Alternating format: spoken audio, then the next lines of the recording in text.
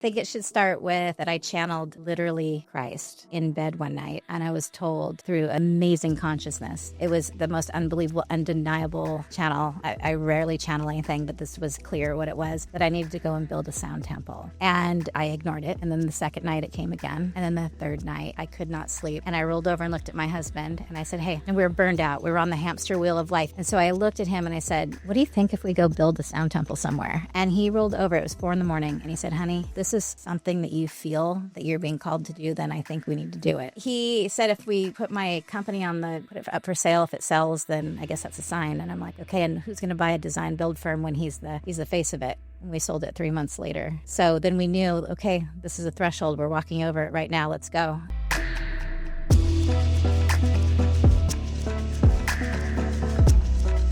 In the flesh with me in Nashville. Welcome to the Spiritual Hustler podcast. So exciting. I'm so excited. I get to see you like a couple times a year at this point, which is such a gift. And you're one of those women that anytime I'm with, I upgrade. Thank you. It's the truth. Well, likewise. I mean, that's why we're friends. We're Leo sisters and we like totally have that Sekhmet fucking code. Yes. And I really want to start. I want to start just by getting right into this actually, because everyone knows that I went to Egypt and that I wrote a book about it. And everyone always wants to learn more about Egypt because I somehow clearly became some sort of microphone for it. And what I experienced in Egypt, the call to come to Egypt, the stars aligning to invite me into that country wouldn't have been possible without you. I really want to start there because people need to know who you are, that you have created this portal for people to come through and you lead it and you guide it through Sakred Journeys. And I want to thank you publicly in front of my audience. That's really touching to me. Thank you. I'm serious. I watched real-time transformation happen, and you are such a beautiful example of that. When guests are called to come to Egypt with me, or any person that they come to Egypt with, and they experience the magic that's there, what happened to you was a beautiful example. And because of who you are and what this is, look what it's done to you. I mean, I'm just watching the ever-changing evolution of Jessica Zweig over the years, and it's been unbelievable and amazing. And I'm honored, honestly. And thank you for having me on here to talk about it. And I think that Egypt is so much more than what people think it is. Absolutely. It's just a whole other depth to it and dimension to it that is, it's not just traveling there and visiting. And when you're actually open as an antenna to receive all the frequencies and all the magic and all the downloads and activations of that land, you, my friend, are the perfect shining example of what it can do. So honestly, amazing. Well, I say that I went to Egypt and I died. I came in one version of myself. I remember I was at baggage claim with Vanessa when Hatem came to pick us all up. I was fucking burnt out and exhausted and jet lagged. And I looked at Vanessa and I was like, I don't know who you are. I know we're going to be traveling together for the next 2 weeks. I'm sure you're very nice, but I'm burnt out and I don't want to talk to you. I don't know if you know that story. I do know that story. I like the better story though. Is she gets to Egypt and you got in really late, right? We got in really late. Yeah, well, everyone gets in late to Egypt, but I think there's something up with your flight. And Megan calls me, our mutual friend, right? And she says, "Joey, I need some help." Jessica's melting down in the hotel room right now, and I'm like, okay. So I come up there and I'm like, hey, hi. We had just met. I can't do this. I'm overworked. I have too much. I'm on empty. I don't think you understand. I'm on glass half empty. No, it's not half empty. It's completely fucking empty. I don't think I can do this. You're telling me I have to get up at 3 a.m. tomorrow. I mean, she is on her pedestal. She's ready to like quit right there. And I just looked at her and I thought, okay, there's 2 ways this is going to go right now, right? This is your first impression of me. I'm thinking there's 2 ways this is going to happen. Either she's going to completely flip out and not show up, or I'm just going to call her out right now and she's going to show up and life is going to like miraculously do things. And so I literally looked at you and I, do you remember what I said? Remind me. I said, I do. Look, you came all the way to Egypt. I get it. You're tired. I'm also really, really, really tired. I'm super depleted right now, but Egypt has this way of filling your cup up. I promise you, your batteries are going to get recharged. You can show up for yourself tomorrow. You don't have to come to the Sphinx. But if you want, just show up. You don't have to be beautiful. You just have to be there and be present. And you were like this. And my God, the next morning, I have to tell you, this is the best. we show up in beautiful Jessica, who is always coiffed and gorgeous and stunning. Everyone shows up at 3 a.m. They've just flown into Egypt. We have our sunrise private tour at the Sphinx where we're going to do a meditation. We're going to touch it. We're going to entrain to the heartbeat of the Sphinx. It's this whole thing. And we show up in the lobby to go on the bus, and there's Jessica. She's like looking like this, and she is like hair, she's like, I'm here. And I'm like, you go, girl, right on. Okay. And that was it. And boom, that started off everything for you. I remember the light beam. Yes. That came through my back. Yep. I put my hands on the Sphinx. I went up to it. Laura Holloway was like 50 feet away taking a photo. She didn't even know I was in it. While I am in that photo that she didn't know I was in, I heard voices. I'm like clear audience, but was on blast in Egypt. And they go, welcome back. Welcome home. But she also caught the light beam going through you. In that moment that they were speaking to me. And that is such a fucking funny story. I forgot. I was about to quit. You're amazing. You didn't do it. I mean, you showed up for yourself, and look what it did. I know. I mean, kudos. Thank you. And so many people show up in that fashion. So you're not the only one, but a lot of them are like, I can't do it. I can't do it. Actually, no one's ever not shown up that morning. But I knew Jess needed to be there. I mean, you were busy. It was really hard for you to take time out, to take 2 weeks out of your schedule. I remember it was like a whole thing. And I think we're planning around dates that would work for you even for that trip. Probably. And I wanted you to have that opportunity. You only get to go the Sphinx once on the whole journey. No, so it was important. And you sent me a text message at the end when I got back to Chicago. I was still living there. You left me this long, beautiful message, really just reflecting what you had witnessed in me. And I was a light warrior on that trip, and you were the witness to it. And honestly, Joey, Egypt was, I call it now in hindsight, 3 years later, the doorway. And these last 3 years has been the integration of those 15 days. I want to ask you, because this is about you today. I can't wait to drop in and share your magic and your codes. I mean, people who know you know this about you, but I get to share you today, and just how like unicorn you are in the world of magic and portals and frequency and healing and spirituality and pilgrimaging. And I want to go back and let's just get a little brief background, because you were badass real estate agent, broker, hustler, crazy in Seattle, one of the hottest markets. Let's talk about the journey to Tulum. And then I want to know why Egypt for you. Okay. Well, Egypt came first. Okay. I mean, Egypt came 2007. It started. So do you want me to start there? Let's start there. Okay. I was called, when I was a kid, the Encyclopedia Britannica. I used to flip through that and see all the pictures of Egypt. And I grew up in a really small farm town. So there was no access to a city or to a museum that you could see things like that. And so I always had this pull to go, and I hung them up on my wall around my desk. And I thought it was really cool, but that was kind of the depth of what you could do with that. And so when I had kids, it was one of the bucket list items. I wanted to take them to go experience Egypt. I thought, and Africa, just go around the whole country. So we took off for 3 months to travel, and we started in Egypt. And I hired a private guide. I did what everyone does when they go to Egypt, right? Private guide, private driver, private boat. It was just for us, and did the whole thing. But it was the Egyptologist version, the historian version of it.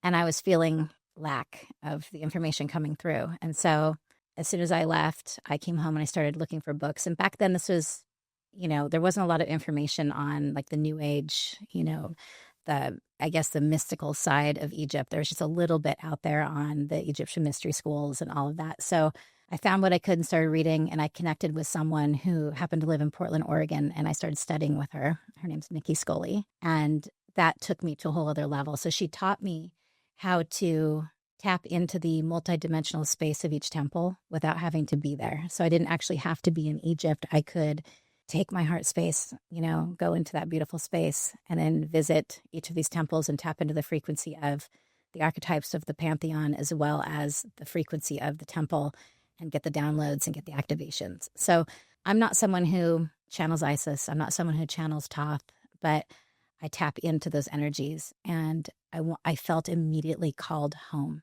Mm-hmm. And so I went on someone else's tour that claimed to lead these kind of journeys. And she did a beautiful job. It wasn't as in-depth as what I do, but it was the start point for me to learn kind of how to do that. And I really am grateful to her. She was a woman from Seattle, and I knew there was even more I wanted to do. So that's when I started leading my own journeys. And they've just, I mean, I had like a 5-year hiatus because of the pandemic. Yep, of course. And so you were the first trip back. I hadn't been there in a while, and things had changed and shifted. So it was kind of like starting all over at that point. And of course, I'm always expanding and curating. How many times have you been to Egypt at this point? I don't even know. You've lost count. Yeah, last year I was there 5 times. Jesus. Yeah. 5 times in 1 year. Yeah. It was every other month and a half. That's not going to happen again. Yeah, it's a lot. That's a lot. Leading other retreats as well. It was amazing. It was a powerful year. I packed every retreat. So, of course, it was, and I keep them relatively intimate. You do. So, I mean, that was an amazing year, but I do feel that I can do 1 or 2 trips a year now and keep it, to a little more sane environment for me. Can we click into this Egyptologist route? Yeah. Right, which is the more historical tourist route, and then there's the mystery school route. Because when we were there, I remember, even though we had a great Egyptologist who I didn't work with anymore, but there was this sense at each temple from like the guards, like they're literally guarding the mysteries. Like they don't want you to connect. And you have found this way to go into the Egypt that people want when they think of Egypt. And how, I guess I almost feel like you've curated this backdoor, like private access, like exclusive way of journeying within these temples that is unlike any retreat pilgrimage that exists. Oh, thank you. Seriously. And so how did you work to make that happen? Because I feel like that took some serious... It was a lot of trips to Egypt and a lot of trial and error, honestly. So let's look at the duality of Egypt. Okay, let's first start with that. Egyptologists don't want to learn about the mystical side of Egypt or the pantheon part of it because that's against their religion. It's against their history. It's against what they've studied their whole life and received degrees in. And so for them to open up to the new tunnels that have been found beneath the pyramid, that's not possible because that blows their mind and it blows their concept and their theory, right? And identity, probably. Yes, exactly. So that's not something that they're going to confront or even chat with you about at all. I mean, my last couple of trips, people have asked the guards at the Great Pyramid, what their feelings were on that. And they were shut down immediately. And so I finally have found the most amazing team that is completely in line with everything that I do. And it's amazing. I'm very lucky. But we always have to deal with the duality of Egypt. And that is that it's a Muslim country, first and foremost. And also Egyptians themselves do love the pantheon and the ancient Egyptian history. It's the government that doesn't. And I have to be careful what I say here because actually the Ministry of Tourism follows me with a lot of things that I do. So I'll be careful as I speak about this. But it's against the law for anything with the Egyptian mysteries to be talked about, as well as any kind of New Age concepts. And so when we go into the temples, we still have to be, even when we have privates, obviously we can get away with a little bit more, but not all of the visits are private. And it's a crapshoot. You don't always know if you're going to be able to get in. Which guards are going to be. Well, no, we pay in advance for privates. That's right. But we don't know who the guards are. And there's a lot of finessing that takes place to be able to do what we do. I think the final culminating ceremony is really special and powerful and beautiful and really seals the whole deal. So thankfully that we are allowed to, not allowed, but we do because we have this beautiful private time. But, I feel badly. The Egyptians shouldn't have a bad rap for us not being able to do, oming and, spiritual signs and mantras or whatever we want to do, or even posing in a way that doesn't look okay to them. They'll lose their job. My guides will lose their jobs. They'll go to jail. Wow. I won't be allowed back in the country. So we have rules that we have to follow when we're there, and it's gotten stricter and stricter and stricter, really? Even since you came. Yeah. So, I used to take sound bowls and play inside some of these temples. And it was amazing back in 2007, 8, 9, 10, 11, 12. It's not like that anymore. Sure, we can do a few things here and there, but, as you know, our meditations and our activations take place outside of the temples. And, we're just careful. We're respectful to the culture, but it's really it's the government. That's wild. And yet you still are able to have curated the most sacred, pun intended, with a K, journeys. And I'm just going to say right here, right now, we just talked about this. We're going to co-host one. Oh, I would love it. Everybody asks me like weekly in the DMs. I don't know why we haven't thought of that actually. I 2027. Okay. Maybe the 1111 portal. Yes. Let's talk about it. I better lock that in now before people are like, let me know when you're going next and I want to go with you, so I'll help you fill it. Okay. But back to your journey into this work, because you're a badass entrepreneur, Joey McCune. Serial entrepreneur. It's a problem. I know. Yes, you are. You have that Leo fire like I do. You're fierce and you never stop and you're good at making shit happen and building something out of nothing. And you had a really successful real estate business in Seattle, and you don't live in Seattle anymore. So I still own Real Estate Group in Seattle, and I also own My Elite Properties in Tulum. I'm selling that one right now, and I have a full staff that runs the one in Seattle. So I don't have to really, I'm just the owner. Yeah, so thankfully, beautiful. I'm not doing the day-to-day grind, which I used to do all the time. The one in Mexico, I didn't even want to open, but because I have so many guests that come and see me and they all love it so much and they all want to buy houses, I've sold all my neighbor houses pretty much to amazing, cool people. So out in the jungle, we have this groovy, jungle neighborhood with this great vibe there because I've filled it with my clients that are all in line with the same frequency. So it makes it really fun. But yeah, that's been busy. And then, of course, I'm sorry, you asked me about Sound Healing Tulum. Yeah, I mean, I want you to tell the story because Sound Healing Tulum, everyone go follow it on Instagram. I took my retreat, Claim Your Light there in January. Your space. Cenote Sagrado. Cenote Sagrado, 66 million year old cenote. Cave, earth womb. Wasn't on your bingo card to own that. So you and your husband, Mitch, made your way down to Tulum. Talk to us about how that manifested, like with the bird fouling in the water. Can you share this? I think it should start with that I channeled literally Christ in bed one night. And I was told through an amazing consciousness. It was the most unbelievable, undeniable channel. I rarely channel anything, but this was clear what it was, that I needed to go and build a sound temple. And at that point... Were you still in Seattle at this point? Yeah, we're still in Seattle. My daughter was graduated from Colgate University. My son was finishing up at Bucknell. And we were empty nesters.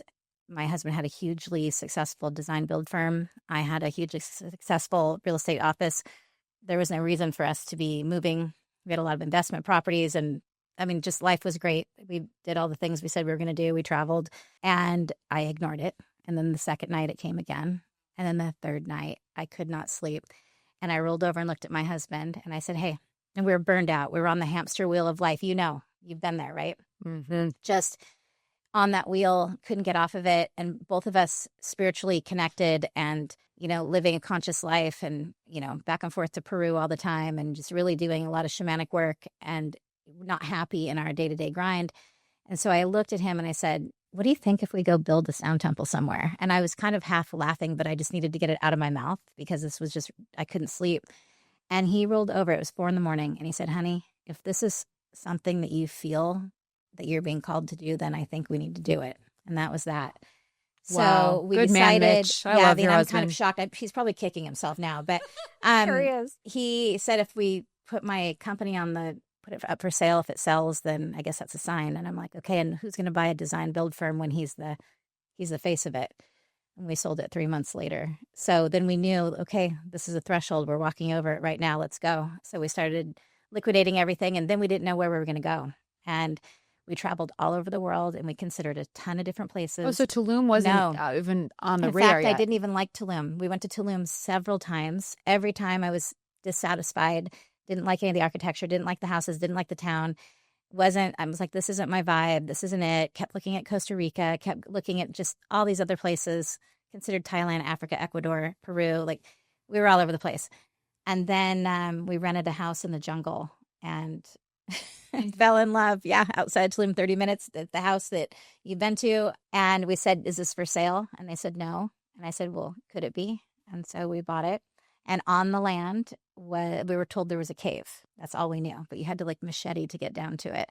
And all I was thinking is I'm going to build a sound temple. So we got busy. We bought this land with a house that was we renovated the house first, and then Mitch built me this beautiful glass encased sound temple in the jungle and matched the house. And I'm like, okay, I'm going to start sound healing and I'm going to be semi-retired, and that's what we're going to do. Well, that is not what happened. Universe had other plans. So then COVID hit, and I thought, you told me to build something and open this, and I just started, and I'm starting to get busy. I know no one here. We don't have any friends. We just moved here, and now the whole world shut down.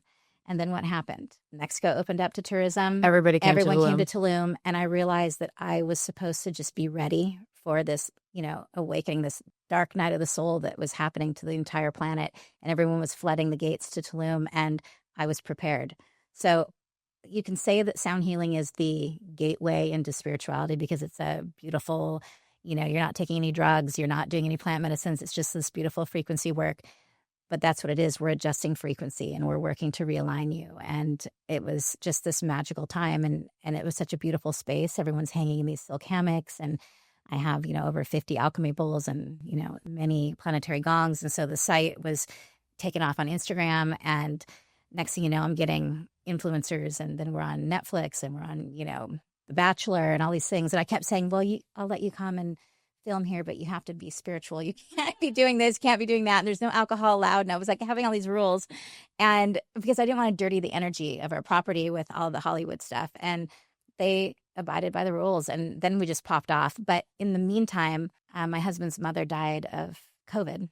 She was elderly and she had Alzheimer's. And it was, well, we don't know if it was COVID, but we're pretty sure it was. And my husband decided to go down to the cave. And so what's interesting about Tulum is when the meteor hit the earth, creating the ice age, and the dinosaurs went extinct, that meteor hit what's called the Chicxulub crater. It created the Chicxulub crater. It hit on the Yucatan Peninsula. So Tulum's on the Yucatan, right? And you can't visit the site because it's out in the ocean, but it's on the Yucatan, just away from it in the water. And when that meteor hit, it created this vortex of energy all around the Yucatan, which is the Mayan civilizations there. So we have the ancient Mayan cosmovision, plus we have this vortex of energy from this meteorite. So, that's why Tulum has this, amazing vibe. And when that meteor hit, it broke into thousands of pieces all over the peninsula. And each of those pieces hit, creating sinkholes. And those sinkholes are connected to the underground river system, and those are the cenotes. So we have this, you can tell when you come down the stairs, this beautiful big meteorite site. And then you realize you can feel the energy of it as you're coming into it. Some people show up and just start crying, they're feeling the energetics of it. But you start going down into the cave. We had, before you had to whack to get it down into it. It was all muddy and dark. And so my husband was down there meditating, and this beautiful bird flew by that's called a toh. And toh are the kind of Dr. Seuss-y looking birds that live in the Yucatan. They always live in cenotes because that's where the water is. And so he was realizing we had families of them inside the cave, and he ended up being guided to this hole that had water in it. You didn't know there was water? No, we didn't. We were told it was a dry cenote. It was just a cave? Yeah. Okay. So anyway, I don't want to talk too much about it. I want to clarify that for them listening. It was a dry, muddy, dark cave. In fact, a jaguar had a baby in there. And so we didn't really want to go in there that often, and we wanted to make sure there was no, animals we were disturbing or anything. And so Mitch comes up and he said, oh my God, I'm going to start digging. I think this is, all I have to do is just open it. We are connected to the underground river system. So and the world was still shut down at this point. This is before it had opened back up to tourism. So he and 8 men hand dug, because we live off grid, 100% solar. You can't, we don't have electricity other than from the sun. So you can't use huge tools. You can't get a bulldozer down there or anything. So they hand dug what is now this beautiful water temple that we call Cenote Sagrado. And you have to have the inflow and the outflow for it to be clear. So we have the full river system. It's just, we just opened it. And then obviously we decorated it. I mean, that's an understatement. Yeah. I just want to frame for everybody. I'm going to leave a link in the show notes to your Instagram and your website where people can go look at what Cenote Sagrado looks like now and what it is, because it's not just a large, expanded upon pool of water. It is a full-on water cave.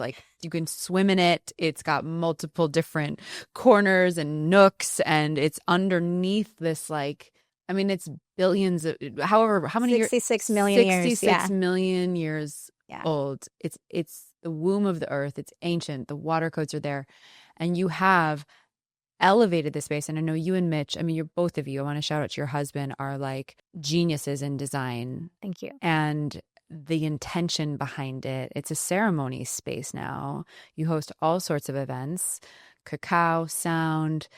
You have called in like musicians. Like when you go to your cenote for a quote unquote sound bath, it ain't your average sound bath. And so Thank you for saying that. It's been a real labor of love. I know it's one of your, it's so clear, and your staff loves you, and they're so like, people talk about it globally. What you've created is a global destination. You know that. But if you can explain, just for anyone that's interested, like quickly, because we want to get through a bunch of things. Yes. But the stop talking, Joey. No, that's what you're here to do, is talk. I could talk to you for hours. I just want to get, I have so many questions for you. The approach you have to sound, and you've curated all of these beautiful artists and singers and indigenous instruments. Like, how did your gongs and crystal bowls go from that to what it is now? It's honestly a miracle. I feel, oh my God, I can feel my frequency shifting right now talking about it. It's actually emotional for me because it was just a calling. I followed it, and the universe kept opening doors. And this is a great lesson in trusting the universe. Like, some people say they're going to move internationally, and they never do. Some people say they want to get out of the rat race and off the hamster wheel of hell, and they never do, right? So this is a great inspirational story for anyone who, you can do it, even if it doesn't seem like it's possible. Makes any sense. And also trust that the universe is so much more gracious and going to give you so much more than what you envision. I envisioned a sound temple with my bowls and me semi-retired. Did I ever imagine in my life that I would own this gorgeous cenote water temple and now have people from all over the world visiting and experiencing a multi-instrumental, sound medicine that we're offering to people? No. And I just, I had to throw myself into the community of Tulum and meet people because we didn't know anyone when we moved there. And I just started meeting the right people. And randomly, I met a girl who worked for Essentia Hotel, and her boyfriend, partner of many years, is Kit. Julia and Kit, yep. They needed a place. They needed jobs. And so we decided that they first came to me and said, let's put on concerts for the hotels around here. And I was like, that's not really what I think I do here, but let's just see the kind of what you're all about, So we did they started practicing and stuff. And the evolution of those two people from the moment that I met them to who they are today, and all the musicians that work for us I want to cry. They're completely different humans. These people are now full-on medicine musicians and are so tapped in high frequency, and the work that they do and from their heart it's so beautiful. And that's not who showed up at my doorstep. Okay. So this land was coded. What they're doing is coded. I feel like I'm a band owner, which is funny because Kit's now the head of all of that. Can I say that Kit reminds me of like a Mayan Alan Cummings? Yeah, totally. Like, he's like the maitre d' of like musical frequency. Yes. And he's incredibly talented as well. Like, he plays all instruments. Mm-hmm. So, we've just started pulling people from the community that we need to see if they weave in together, right? Because you can't just bring a random musician, and so many people send us resumes, they want to work there, but we have a full staff. We have about 30 people that work there, and they, it varies on, we curate for every specific group that comes in. So we might have 2 this day, 3 this day, 5 this day, I've been to quite a few different types of it. I've been to like you don't do too many public events. Yeah. I came to the concert. I came to the concert. Yeah. You created a private ceremony for you, me, and Megan, and then 20 women at my retreat. I've tasted it, and just huge endorsement for what you see is not what you get. You can look at it online. It's a completely different experience to go there, and that you've accumulated a 30-person staff. Kit's your musical director, like Yulia's your event director. I mean, you've built this empire there that is so rooted in integrity and devotion to the land. Oh, thank you. And that's been a really big part for us. I mean, we feel as we were gifted this. Totally. So as stewards to this beautiful land, I mean, yes, we own it, but we're also gifted the opportunity to visualize this, curate it, create it, and it's a legacy for us. So we feel like someday when that is complete for us, we hope and we really, really, really want it to continue on as a legacy project, so that no matter what, it has to be in service to humanity, because you're just not gifted a cenote with sacred waters like this and the guardians of the cave and the land and the nature, and being one in this womb feeling that we're so fortunate to have on our land. It needs to continue on in service somehow. Even if it's not sound healing, it needs to be something in service to people. 100. And that's everything higher consciousness that you touch and you do. So you have the cenote. We've talked about Egypt. Everyone go to Sakred Journeys and look at all the things that Joey's doing, because you're constantly doing. Your mission here is to really, I think, guide light workers into portals so that they can remember who they are for whatever it's worth. That just came through. That's exactly what I write. So thank you. You just channeled the exact thing that I put on everything. So. And we're going to talk about your book in a second. But before we get into the things I know you're planning on doing, I throw out the word portals all the time, and I know you talk about it, and it's like a spiritual term that is commonplace for most people, but not everybody. And so, like, what in your viewpoint, Joey, is a portal? Like, where do we find it? Can we create it? How do we know when we're? I think it's an energetic frequency that we tap into, and I think they're everywhere, right? I mean, I'm fortunate enough that we bought land that we met the frequency of a portal that needed to be open there, which is the cave. So that's one example of it.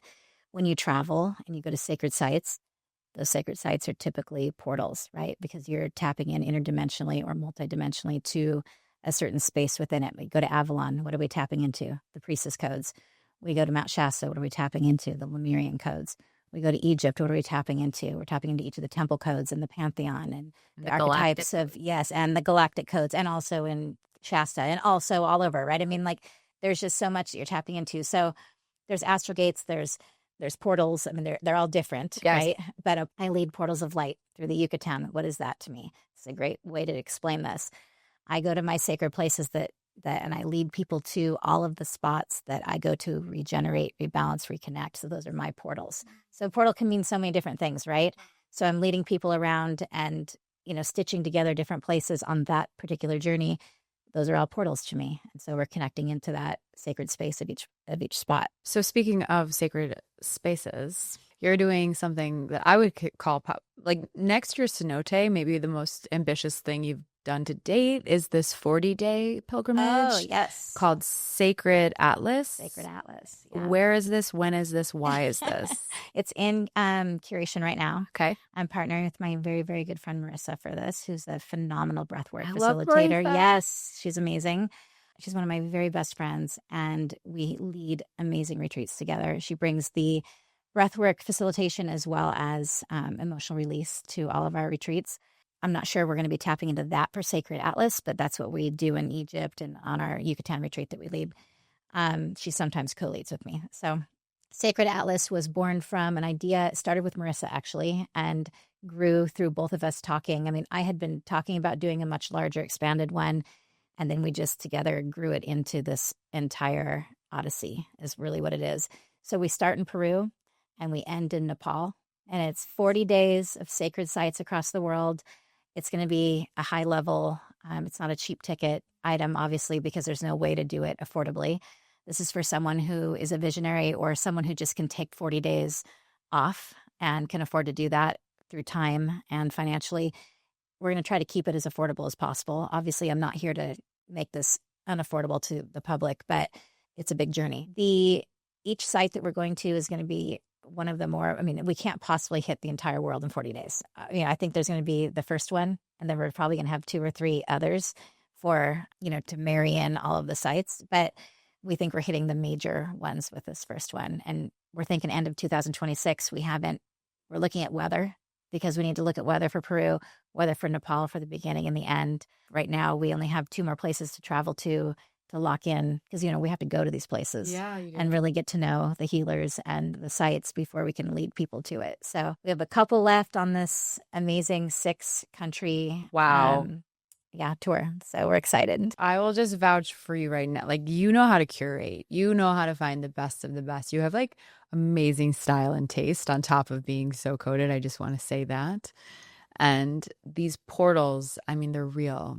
And we live in our own, to some degree, myopic lives and lose sight of like access, and I would just add to the portal conversation, like, we just came through a portal with the eclipse, right? Yeah. Like there's universal portals, right? There's physical portals, there's energetic portals, there's portals you can create within community.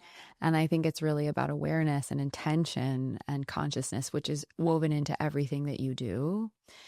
And so if someone is listening, like, okay, because they're going to go check out, because you've got Yucatan coming up soon. Tomorrow. I'm flying in. You came in for like not even 24 hours to be on this podcast because you got to go host a Portal of Light retreat in the Yucatan Peninsula. Yeah, I mean, I'm literally leading Yucatan Portals of Light starting tomorrow for 10 days. And then I'm only home 24 hours. And I leave to do October Egypt retreat. And then 5 days in between, then the November Egypt retreat.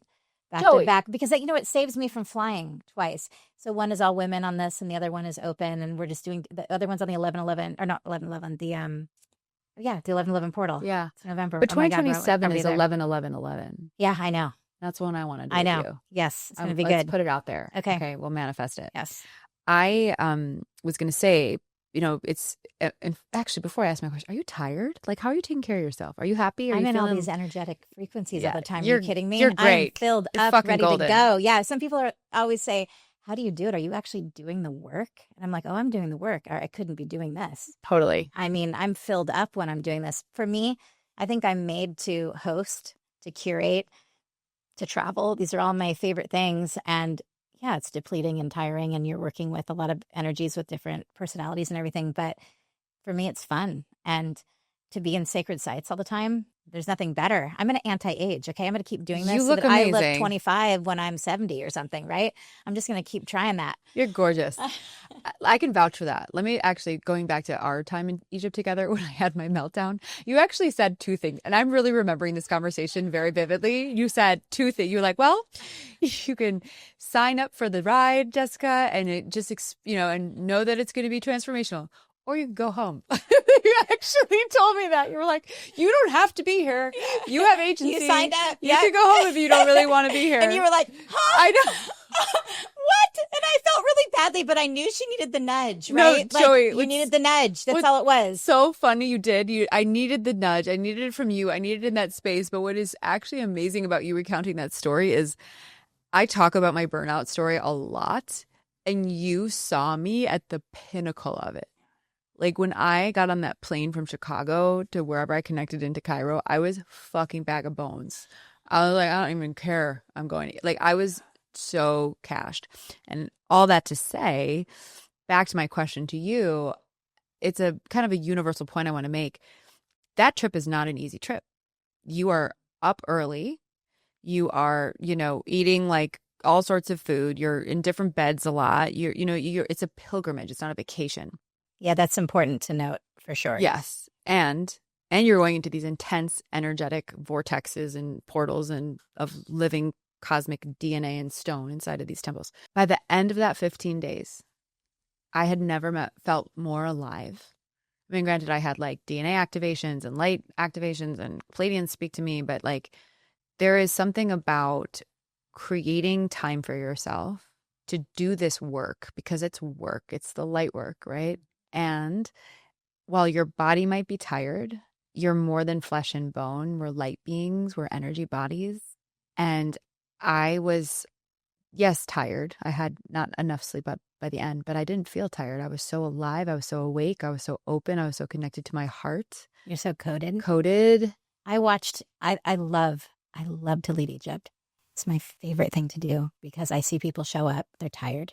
Everybody's tired when they get there. It's horrible to get in. And by the end, I love to say, take a picture of yourself right now, a selfie day one. And then let's take a selfie after the pyramid, after our ceremony there. You're a different person. Because the glow up is real. Yes. But I feel like I need to say something here though, because on my 2 trips ago, and I don't call this a retreat and I don't call it a vacation because this is truly an initiatory pilgrimage. A lot of this depends on where your container is before you come and where your frequency is, right? Like we can never promise someone that you're going to have a Jessica Zweig experience, right? Truly. So don't ever compare, because I'm going to have someone popping off at the Sphinx. I'm going to have someone popping off at Isis Temple. I call it the pop off when they're having this like higher, this amazing conscious connection, and clearly they're being encoded and they're having something happen. Everyone's going to integrate differently. Some people are going to integrate for 6 months afterwards. Some people are going to take 3 years afterwards. Some people are going to take, I get phone calls all the time from 10 years ago saying, I get it.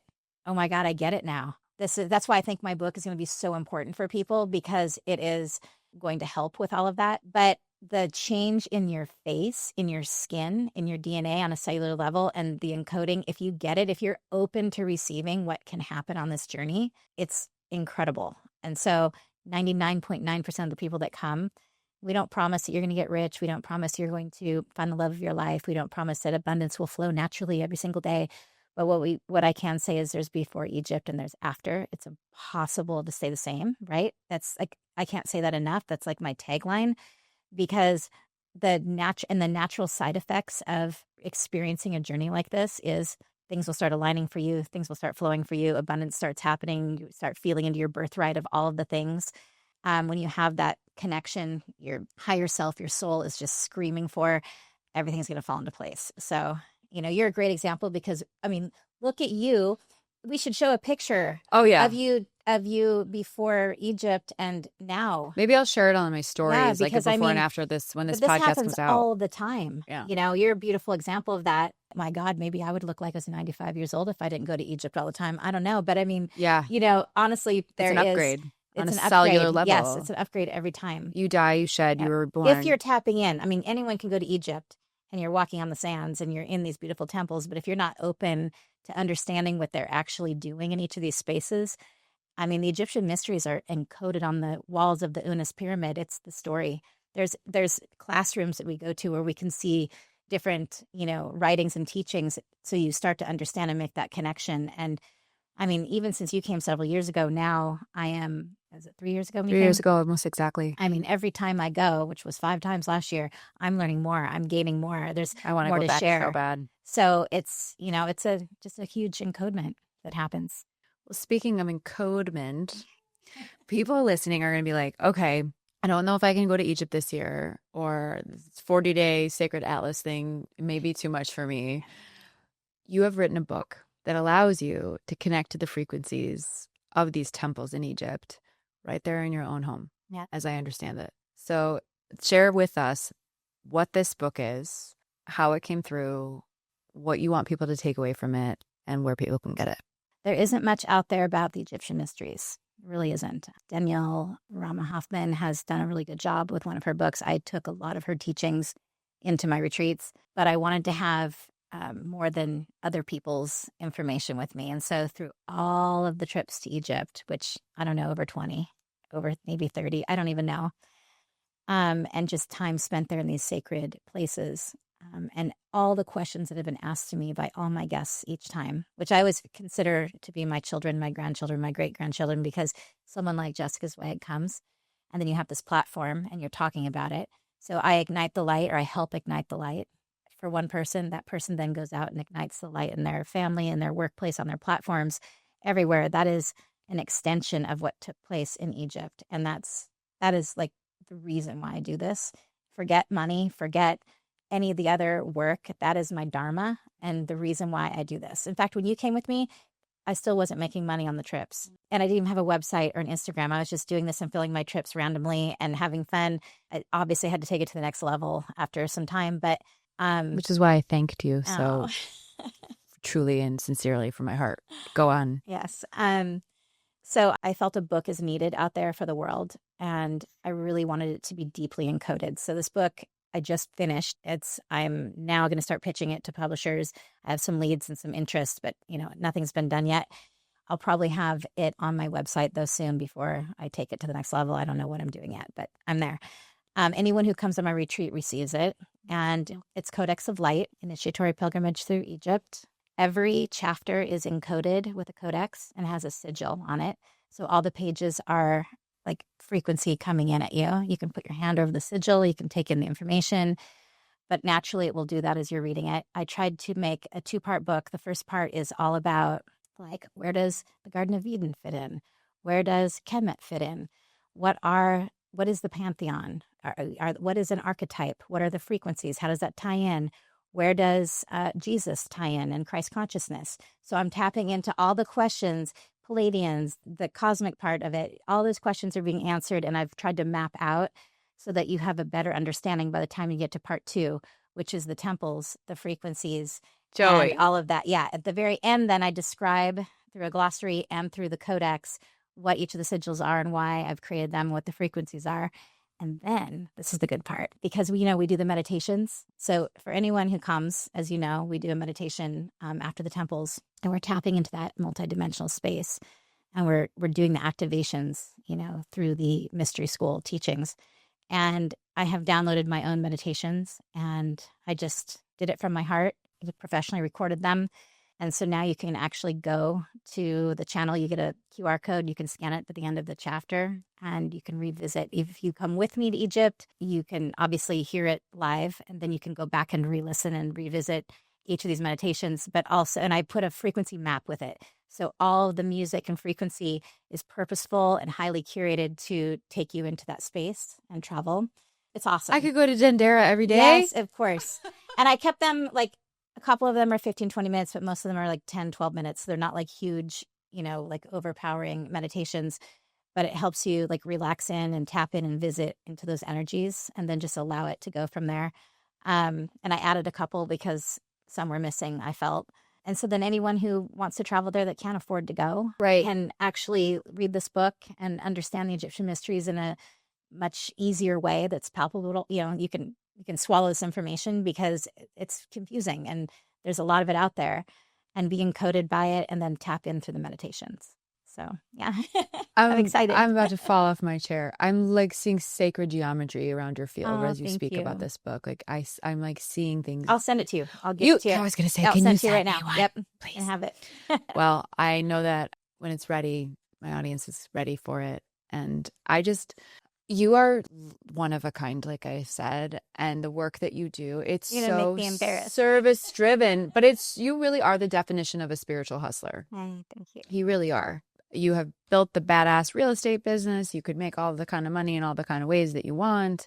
You have become in deep devotion to Mother Earth, the human experience, the cosmic collective consciousness. You really have devoted your work and time on this planet to this. And it is what I call hustling for meaning over money. And you are building a business, and it's an asset with Sakred Journeys, and it's worth every damn penny for those, as Joey was talking about. It's an investment. It's expensive. You do it right, but it's an investment in you. I mean, I don't even remember how much money I spent on that retreat, and I don't think about it because it's not about that. It was about the experience and what it does to you on a soul level, on a cellular level for the rest of your life. And you can't put a price tag on that. So I just want to say that. I just have a few final questions for you. I mean, I could go in. We covered so much. We really did. You've just walked it, Joey, and you're only just beginning, I feel. So thank you. Thank you. Speaking of books, do you have a favorite business book and a favorite spiritual book? Gosh. You're a little spiritual hustler book stack. I mean, I love light work. I have to tell you, I do love it. Yes, I gave it to my daughter. I gave it to my sister. Yes, I think it's a great book. I love it so much. I've said that. I hardly read these days because I don't have time. When would you have time? I mean, it's been crazy. You read mine? Yeah, absolutely. I read yours. Of course I did. I'm honored to read it. It's a beautiful work. Thank you. I would say that's probably my top one. I've also read Gertrude Lyon's book recently. But Beautiful. It's not about business. Yeah. But Rewrite the Mother Code. But it's still really that's a coded deeply book. Touching. Yep. Yeah. I heard you had a beautiful time at that retreat. Okay. I'm interested to know the answer to this. So there's angels, deities, archetypes, goddesses, archangels, master guides. Do you have one or two, even maybe one that you particularly work with, feel the closest to? 100% Saint Germain. Real? Oh my God. Yes. Yeah. We went to Mount Shasta together. Yes, of course. Yeah. Say who that is. Saint Germain has been with me since I was a child, and I understood it more as I became an adult. And now, the color purple, and I'm a tender of the sacred flames. So when I hold space and do a sound journey in my sound temple, I call in the sacred flames, and Saint Germain is immediately there. The purple flame of transmutation. Yes, I know. But he would be my major one that I work with. Yeah. All the time. And the sacred flame, Saint Germain, is pure healing. What's his code? Transmutation. Transmutation. Yeah. So basically, it just swirls through you and it goes through all of your DNA on the cellular level and all of your energetic fields and helps transmute what no longer serves. Beautiful. Well, I already know the answer. I don't even know why I asked this question anymore. It's like, it's a yes or no question. Depends on the guest. Do you believe in aliens? And I already know the answer to that. 100%. Yes. Do you know if you are one, like where you're from? I think I'm from Venus. Oh, yes, you are. Yeah, I'm from Venus. And that's where I have my past relationships that I remember. It's where I have an energetic imprint and have tapped into that and channeled a little bit of it. So that's what I remember. But I do think I had some time with Pleiadians and probably Arcturians as well. That tracks. You're going all the right places all the time to connect with all of those friends of ours. Final question. Yeah. Joey, what does it mean to you to be a co-creator of the new Earth rising? Oh, such a big question. That's a whole podcast. Just means being in service to humanity in a really beautiful way without any strings attached. And the new Earth is here right now. I'm in it all the time. I feel like I live in it. This is like a really emotional subject for me, actually. I just had a massive, massive experience where I was literally, the new Earth was open to me for about 5 days and I couldn't get out of it. I didn't want to, but it's here now and it's very accessible. And I think a lot of, even myself thought for a while that, we're shifting into 5D and that it's another place that you go to, but it's not another place that you go to. It's here and it's now and it's open and accessible to all of us. So it's just a matter of your frequency being right and being able to engage with that frequency and merge with it. I love that answer. Such a big question, such a beautiful answer, and so accurate. Thank you for sharing, speaking that into form. People needed to hear that. I know they did. Joey McCune, my sister, thank you for flying in and blessing me and my audience with your codes. Aww. And for the work that you do. And keep spiritually hustling because the world needs you. Thank you. I'll see you. I will. I'll see you. We're going to see each other before the next trip to Egypt, but we're going to Egypt. I know, absolutely. I love Thanks, you. Jess. Thank you.